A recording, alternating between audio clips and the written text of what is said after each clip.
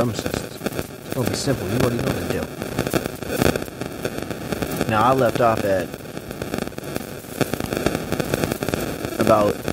talking about movements, man, and how the MSN and the DNC is going to do, MSM, and the mainstream media and the DNC is going to do whatever they can to tie in whatever group they can to white supremacy to affect Donald Trump, like they did the Proud Boys.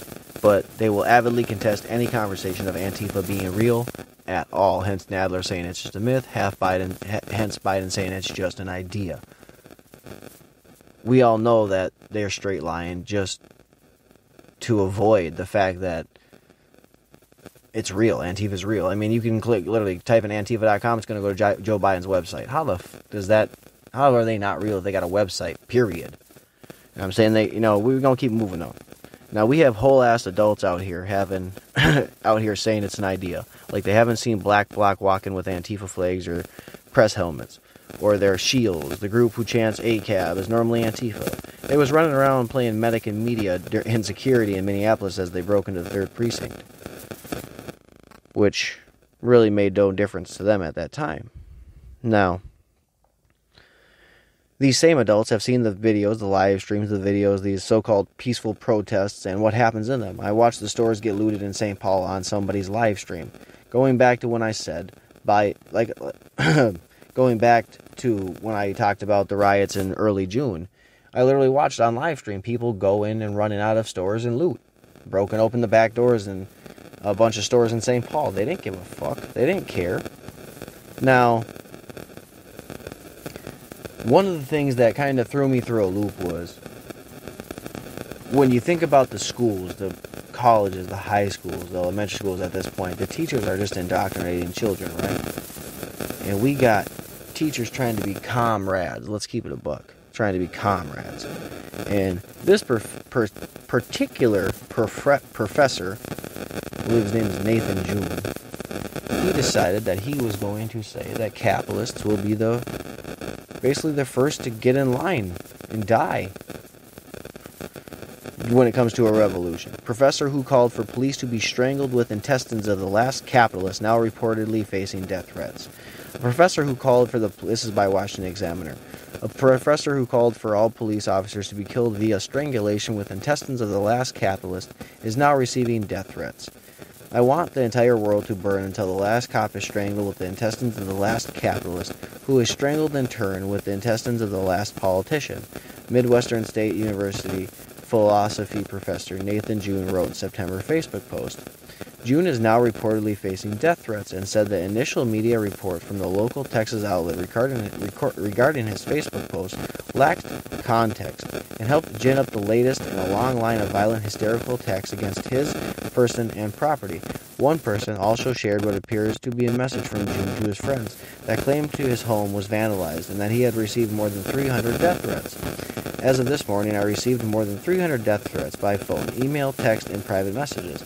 I also discovered that my home had been vandalized again. The 5th time since June allegedly wrote. Now, his fucking email says literally, "Dear comrades, as many, if not most of you already are aware, I was subjected to intense." I'm not going to read these emails. That's just on a tweet, but either way, after his September Facebook post gained traction with the media and others, Midwestern State University defended June's comments, saying they were protected by the First Amendment. But if anybody else said that, it wouldn't be. And I don't know why he's shocked that he was going to get death threats. You literally said the last police officer should be strangled with the intestines of the last capitalist. And then that person should be strangled with the intestines of the last politician. What fucking context do you need? And I'm sorry to say this, but when we say they took it out of context with Trump, oh no, they don't want to hear that. So I don't think I want to hear very much about how somebody took what he said out of fucking context. He meant what he said, and he meant it how he fucking said it. As a public university, we recognize that protect individuals' free speech. Oh, bullshit, you do. How many legitimate colleges actually protect everybody's free speech? How many colleges allow fucking non-stop liberalism to be jammed down everybody's throat? But the minute a conservative fucking 18-year-old doesn't want to fucking hear it. They're the bad guy. When the fuck do these people wake up? Let's keep it a buck. You know, and then occasionally individuals will express opinions that may be offensive and even shocking, but nonetheless entitled to the First Amendment protection. When our faculty members speak or write as citizens within the confines of the law, they are free from institutional censorship and discipline. I'm not trying to have this man canceled, but he does need to understand one solid thing. You want to play the game in social commentary and play the game in the world? You want to play the game as an adult? Guess what? When you say some offhanded shit, you might get punched in the mouth for it. It's called social consequences. You might not have liked what you posted, but guess what? You're going to have to live with it. Because the internet is forever, and it's never going to go away. I'm not saying he should lose his job. Good. They didn't want to censor him? Good. I'm 100% okay with that. I would not want him fired. I don't know. But I definitely wouldn't be letting him tell fucking students that dumb shit. And if they do, they need to get that shit checked out, because, nah, man, I wouldn't want my kid hearing that bullshit. Now, though we take advantage of every opportunity to encourage all members of campus community to express their opinions in a civil, respectful manner, we view avoidance of censorship as an important part of maintaining the culture of diversity of opinion and academic freedom that is important to our role as a public university. I'm okay with that. Like I said, I'm 100% okay with that. The censorship is not needed. People do not need to be censored, and that's okay. Censorship is a bitch, and it really has no place in this world, in my opinion. But this professor is going to act shocked that he received death threats from his post. He is upset that his home has been vandalized, as he should be. Now, I'm not saying somebody should vandalize his house, but I definitely think if he's going to get called out for it, he should expect that to come tenfold.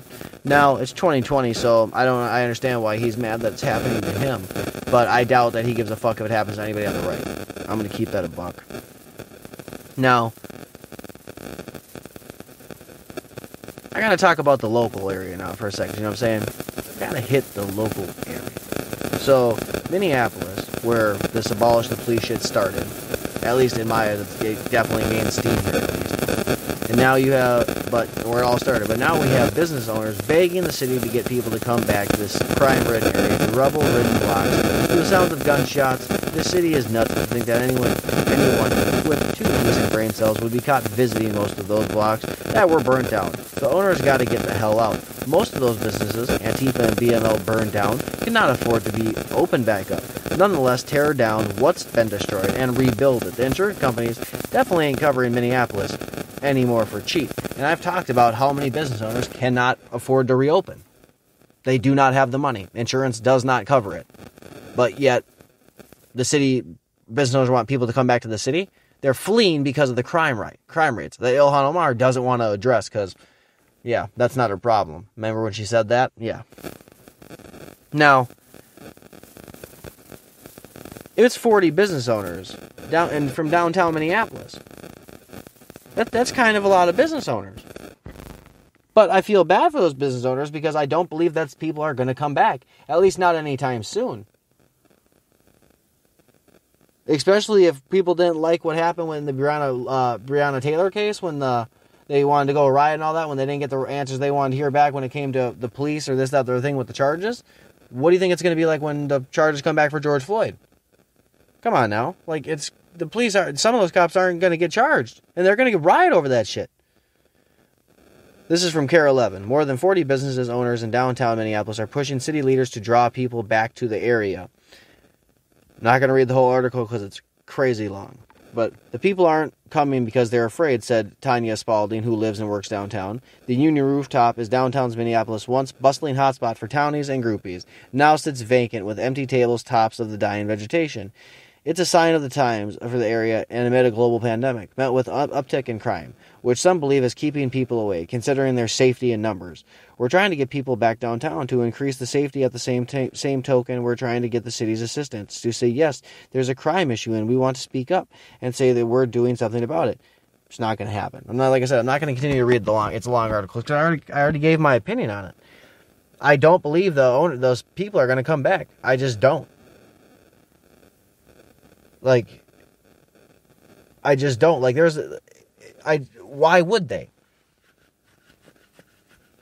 They already got chased out of the city. They didn't want to deal with the crime. They didn't want to deal with the spikes in crime. The uptick, it's a fucking spike. It's not a little bit. It's not like KARE 11. I'm sorry, KARE 11. You're making it sound like it's a small. It's not. It's a lot. You guys got literally fucking street racing happening on fucking the main streets downtown Minneapolis. Are you fucking nuts? Get out of here with that. Don't try to act like it's small when it's major. Come on. That's just the tip of the iceberg. That's not. I'm like, they were saying something about like drug crimes are down because fucking shootings are up. It's insane, man. You gotta try to tell me I'm wrong. I'm not gonna fucking try to hear it. Like, I'm not. I'm just not. Now, this person had Trump signs in front of their house. And little anecdotal evidence here. When you go to get a Trump sign, I'm sure a lot of people that have them know this. And if you listen to my podcast, you've probably been told this by the person you bought the sign from.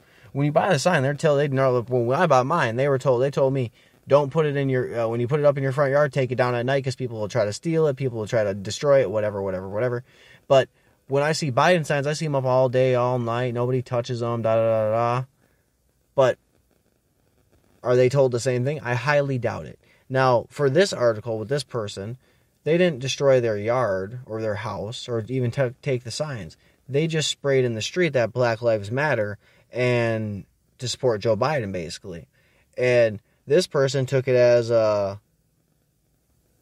they feel violated, and that's, I think they have every right to. Now, like I said, this is what I wrote. This is my opinion. Nobody touches Biden or Harris signs, but they take down Trump's flags, signs, hats, etc.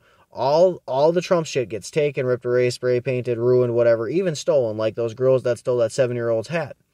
And again, in the video for this case, in this article, the people that vandalized it were girls.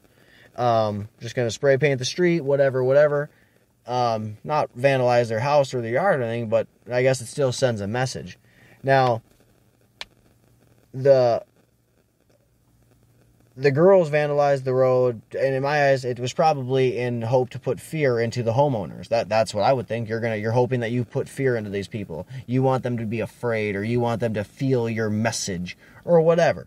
That's how I look at that. That's how I would take it. I think that's how a lot of people would take it. Hence why that person feels violated, that those homeowners feel violated. Now, it's not new that the DNC or their cohorts or their foot soldiers or whatever get so upset with anything Trump related. They about lose their minds when it comes to Trump. And that's, like I said, that's nothing new. But some of this is beyond the pale, and it's getting old, and when does it fucking stop? For 4 years they've been ruining signs and stealing signs. This is from CBS Denver, their Channel 4.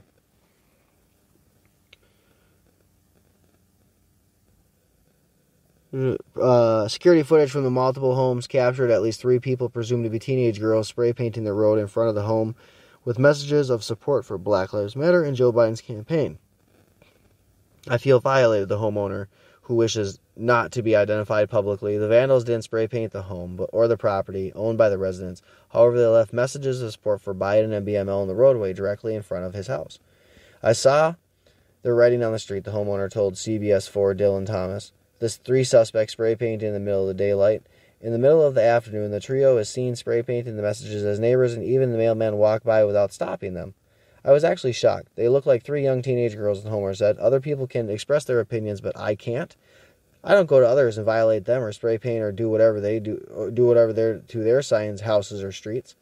The homeowner has 2 signs in his yard, one supporting Trump re-election campaign and the other reads All Lives Matter. Police were notified of the incident. The homeowner said he felt targeted for his political beliefs. The homeowner said he is okay with others not agreeing with him. However, he hoped that the parents of those who painted the roadway would explain to their children why it isn't okay to vandalize their target property simply over a political disagreement. A lot of people are scared to voice their